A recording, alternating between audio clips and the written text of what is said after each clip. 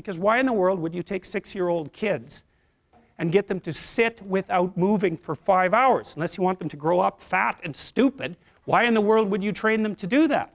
Well, it's easier. That's one thing.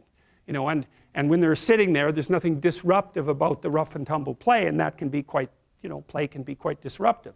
So anyways, most of these kids are reasonably well socialized by the time they're the age of 4, using one mechanism or another.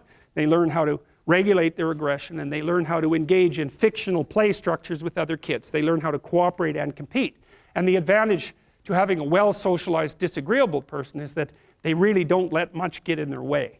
So if you can get a kid who's disagreeable socialized, that person can be quite the creature, you know, because they're very forward moving in their nature and very difficult to stop. But if you don't get them successfully domesticated, tamed, roughly speaking, by the time they're 4, their peers reject them. And that's a big problem, because your job as a parent is to make your child socially desirable by the age of 4.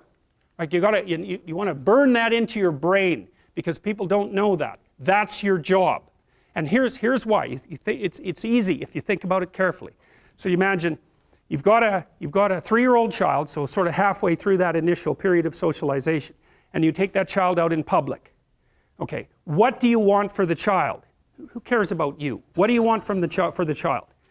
You want the child to be able to interact with other children and adults so that the children are welcoming and smile and want to play with him or her, and so the adults are happy to see the child and treat him or her properly.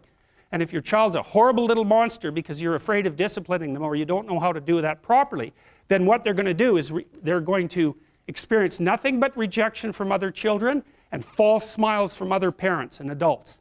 And so then you're throwing the child out there into a world where every single face that they see is either hostile or lying.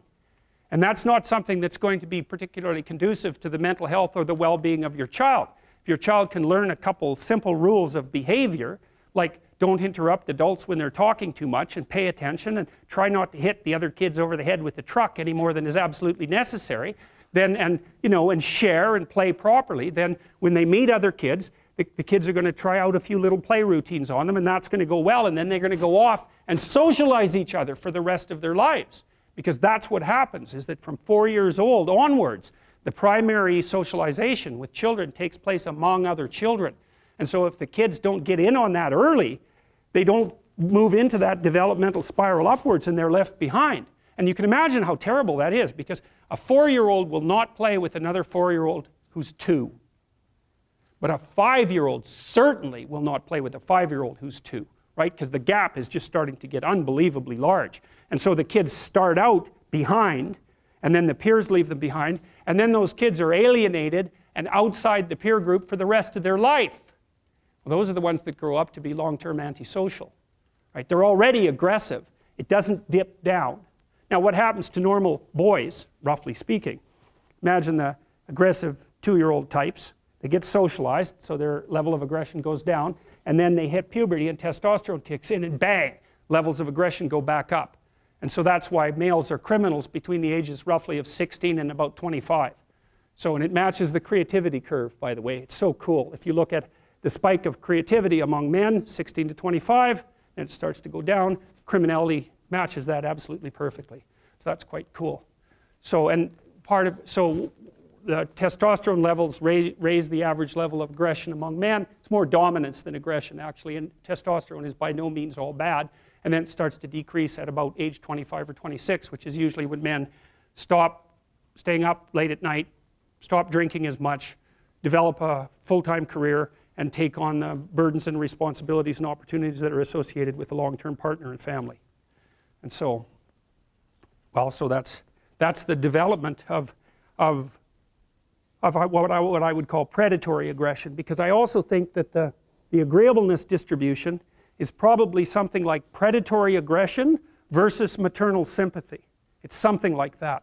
So if you look at other mammals that are predators, because we're predators as well as prey animals, if you look at other animals like bears, the male bear has absolutely nothing to do with the raising of the infants. In fact, the female bears will keep the male the hell away because he's likely to kill the infants and maybe even to eat them.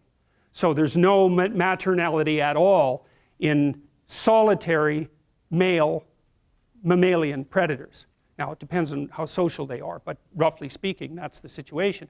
Whereas with human beings, males are quite maternal. So, but anyways, I think the extreme of agreeableness on the low end, so disagreeableness, is predation. And the extreme on the upper end is maternal caring.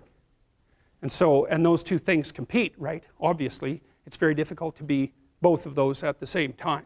And so men, of course, in the wild, so to speak, are very, very few women hunt in modern societies or in archaic societies. And you can also understand why that is, because hunting actually requires hurting something, killing it. And it's usually something that's not very impressed about being hurt or killed, and that will emit a lot of distress while it's happening. And so for anybody who's compassionate, who's got compassion as, you know, one of the fundamental elements of their temperament, that's something they're just not going to be able to tolerate at all. So there's, you know, in the evolutionary landscape, because that's really what we're talking about, there's tension behind the development of different modes of being in the world. And if you're good at one thing, that sometimes means that you can't be good at the other thing at the same time.